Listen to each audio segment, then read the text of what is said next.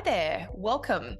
This is the Kelly's Astrology podcast, where you can find insight, guidance, and understanding through astrology.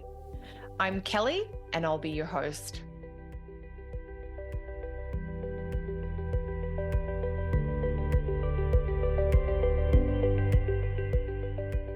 Welcome to episode 1 of the Kelly's Astrology podcast. I'm so happy to be here, and I'm thrilled that you've decided to join me. I've been a guest on a variety of podcasts over the last decade or so, and after much prompting from a number of trusted friends and colleagues, I finally felt ready to start my own podcast offering. Like a true water sign rising, I don't love talking about my own chart, but I'm sure as we spend more time together, I'll share bits and pieces about myself, my chart, and my life. That said, I do love hearing about you, though. One of the great joys of my work with astrology is talking to other people about their chart and life. So please do leave a comment and share your experiences with astrology wherever you're listening to this podcast. One thing I do know about myself and my girlfriends is that we're really interested in learning. We love anything to do with personal growth, and we're really fascinated by mystical and spiritual topics, especially astrology, but we don't have loads of time. So one of my intentions with this podcast is to offer you juicy and rich astrology insights, but in bite-sized chunks so that you can get the info you need and then get back to living life to the full. My intention is that the info I share here is going to help you enjoy your life and will help you make the most of your precious time and energy. So here's a few practical things about what you can expect from the show. My goal is to share something with you each week, an astro tip or insight, some info about the astrology of the week ahead. Things like what looks unique, unusual, interesting, or special. And I want to give you tips not just about what's happening astrologically, but how you might see that show up in real life. And even more importantly, I hope to offer some insights or guidance about what you can do with that astrology, either to make the most of something that's happening that looks really beneficial or supportive, or how to navigate something that might be a little bit stressful or bring up a little bit of a challenge. So you've got that sort of astrological problem solving extra info, if you like. I also love sharing about practitioners and resources that I discover. So every now and then you might hear me point out a great book or a practitioner that I think is worth your time. Along the way, I'm sure I'll share a few personal stories as well, and even the occasional interview with somebody inspiring. So this first episode is really just an introduction to me and a little bit about the astrology that I hope to share here. If you already love astrology, you'll find this podcast helpful in supporting your studies and learning in astrology, especially if you're interested in traditional styles of astrology, which is the basis for my own practice. Hearing the language of astrology spoken is so helpful to improving your understanding of astrology. And listening to astro shows like this can help you enhance and develop your own astrological vocabulary. So that means that when you're talking to other people about astrology, you'll have some extra ideas and analogies that you can use to help explain the astrology and what's going on. As you hear me share insights about different planetary placements and aspects, it's really going to deepen your understanding of how astrology works. But really, you don't need to know a lot about astrology to get something useful out of this podcast. So whether you know a little bit about astrology or not, tracking real-time astrology events and just observing how they affect your everyday life, it really helps you embody the astrology, helps you kind of integrate it, live it, be with it in a very visceral way. So you're kind of in your body with the experience in real time, but you also have that intellectual or wisdom perspective of what's going on. When you work with astrology like this in real time, it makes it a very holistic experience for you. And what you'll do is, I hope you'll take from this is you'll hear me talking about astrological events coming up and what it might mean for different areas of life, like what an astrological aspect next week might mean for relationships or for health or for finances or for career. And when you get that information of this astrological things going on and you might see it affecting these topics or areas of life, what you're really connecting in with is this kind of divine context or this higher wisdom perspective. And that gives you a much more kind of magical and deeper understanding of what's happening. So you get this different perspective on things that you're going to be dealing with and navigating anyway. Strangely, having this sort of divine astrological perspective can really help events and experiences make more sense, even if you're going through something challenging. Depending on what's happening astrologically, at different times and in different episodes, you'll hear me talk about astrology and how it affects things like work and career.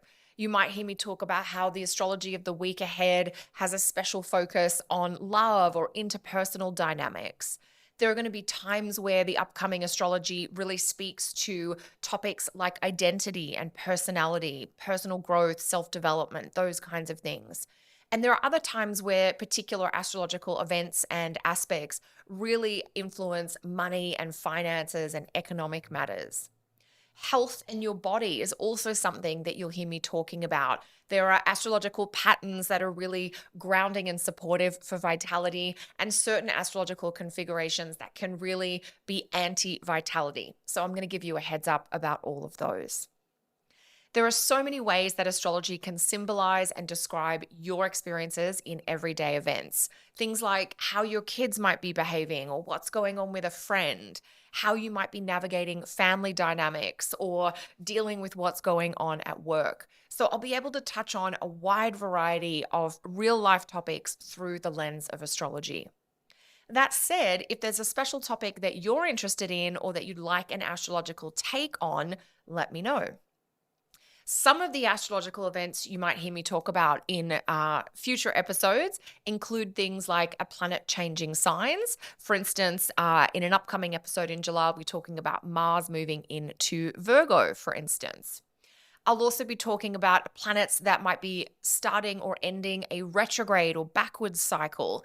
And there's definitely a lot to talk about that in terms of Venus retrograde, which I'm going to share a little bit about in a few minutes, and then Mercury retrograde when we get to that in August. You'll also hear me talk about eclipses when we're in eclipse season, and I'll share a little bit about things like new moons and full moons when they're coming up as well. Sometimes we'll be talking about what the moon is doing because that can be really special in certain alignments. Really, my hope is to give you as much info that is useful for you as I can in the time that we have together. And that info is going to be about how different astrological patterns can be helpful and where in your life they might be providing you a boost. But I'm also going to do my best to let you know when there's something going on astrologically that looks a bit intense or stressful, so you'll know what to watch out for when that's necessary as well. In case we've not crossed paths before, here's a little bit about me. I started my career in astrology in my early 20s in Sydney, Australia. Around the time of my Saturn return, I completed my astrology certification with the FAA, an Australian astrology organization. And then as a result of that, I attended a huge astrology conference in Denver in Colorado. While I was there, I met a Canadian man who I would later go on to marry. I've now lived in small town Ontario for 15 years. I've helped raise 2 stepkids, and now I spend far too much time spoiling my cats and pottering about in the garden. Now that I've introduced myself, I want to give you a little taste of what's to come in future podcast episodes. One of the really unique astrological features for the middle part of 2023 is the Venus retrograde in Leo cycle. This cycle starts on July 22 and will continue until September 3. Venus retrograde offers an invitation to rethink and recreate your relationship to pleasure, leisure, and having fun. Venus retrograde is also a cycle that can prompt you to reevaluate or review your relationships. That can include romantic relationships, but it's not limited to romantic relationships.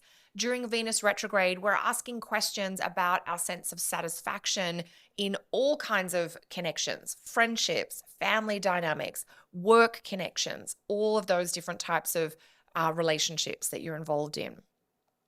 Venus in Leo evokes a very regal, queen-like archetype that can help you raise your standards or really set a high bar. As you build your own sense of self-love and deepen your self-respect, which is something that Venus in Leo really helps us with, you might find that you're going to want to reevaluate your friendships. You're reevaluating how you're interacting with family. You might be reevaluating a romantic relationship too. And that might mean that you want to change habits or patterns that you're involved in.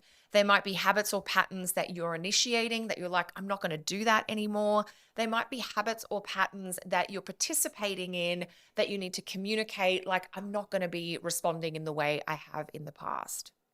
Venus in Leo is very much about really treating yourself with a huge amount of respect and care. Now, Venus does also represent what I call little luxuries. And so while Venus is on this extended tour through Leo, Venus is in fact in the sign of Leo June, July, August, September, and the first part of October of 2023. So that whole time while Venus is in Leo, you might choose to treat yourself or your loved ones to simple pleasures or enjoyable delights more than usual. I will be sharing more about Venus retrograde later in July as we get closer to the start of this cycle, but I wanted to give you a little bit of that teaser info so that you've got something to take away from today's time together.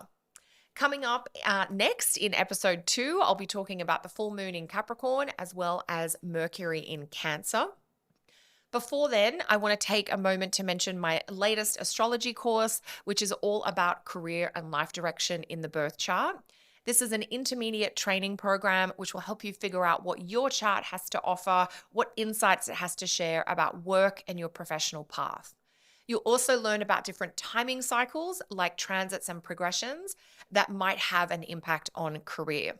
So if you're an intermediate student of astrology, this course might be perfect for you, especially if you are wanting to work with topics like career and profession in your own chart or in the charts of others. You can find out more about that course via my website, kellysastrology.com. Thanks so much for listening, and I look forward to catching you next time. Bye for now.